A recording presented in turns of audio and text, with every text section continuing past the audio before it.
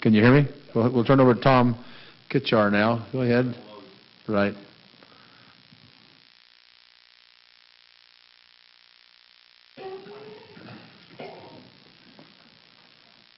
State your name and who you represent, and welcome to the committee. Thank you. My name is Tom Kitchar. I'm president of the Waldo Mining District based out of southwestern Oregon. We were established in 1852, 7 years before Oregon became a state.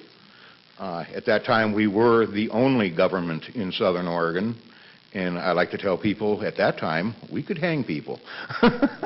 I want to thank the chairman, Pierce, and Denny, and the members of the committee.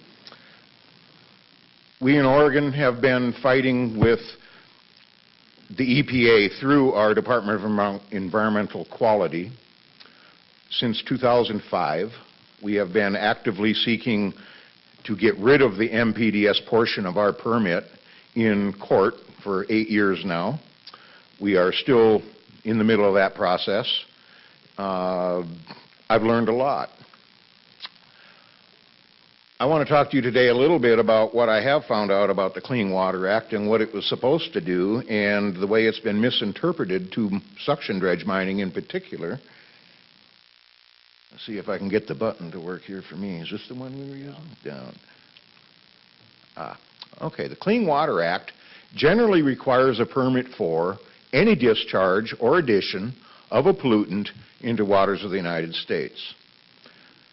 The important word here, actually there's three of them, is addition, pollutant, and waters of the United States. You notice it doesn't say waters of the state of Idaho or waters of the state of Oregon or California. It says waters of the United States. The Clean Water Act contains two primary permitting schemes. There's what they call a Section 404, which is under the jurisdiction of the Army Corps of Engineers for the discharge of dredged or fill material. These type of operations would be your typical large-scale bucket dredge used for clearing navigational channels in some of the larger rivers, harbors, excavations in water to maybe sink pilings for a pier or something like that. And there's Section 402, which is under the jurisdiction of the EPA, for all other discharges that aren't covered by 404. So another way to look at this is the 404 permit is the exemption for 402 under the Clean Water Act. The courts have ruled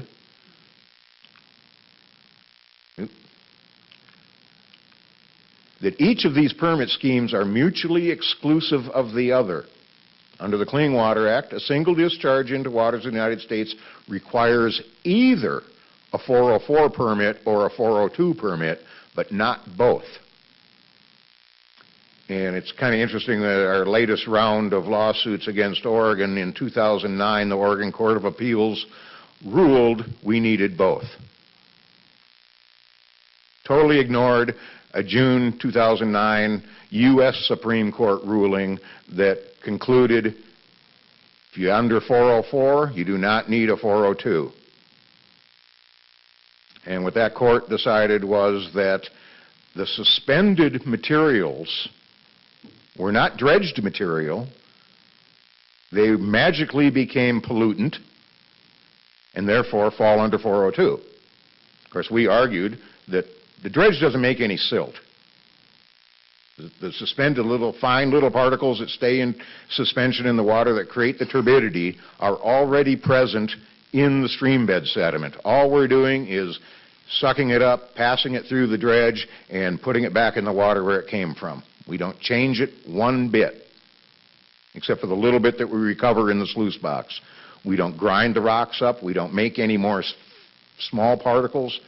Nothing. The court totally ignored that. So we're still in court. Section 404, as I mentioned, permits such activities, navigational dredging, in-water construction, and discharges that act as fill. You can actually take materials from onshore, take them to water, and dump them in, like fill in a wetlands. That's fill material. It'd be under 404. There is one exception to 404, which is incidental fallback, which normally would be if you took a shovel and stuck it into 2 feet of water and got a shovel full of sediment, and as you lift that shovel up through the water column, a certain amount of that material is going to wash off of the shovel. That's generally the idea of incidental fallback. Now here's Section 402 is what the problem here today is about. NPDES permits are required for any discharge, addition of a pollutant from a point source into waters of the United States. Okay, the courts have ruled that all 5 of those factors must be present for an NPDES permit to apply. The U.S. Supreme Court has ruled that addition means materials from the outside world going into the water. So if it was already in the water and you're just putting it back in the same water, there is no addition.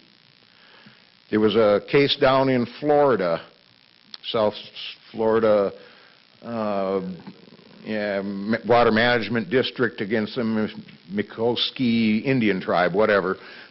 Sandra Day O'Connor gave a perfect analogy of what addition means.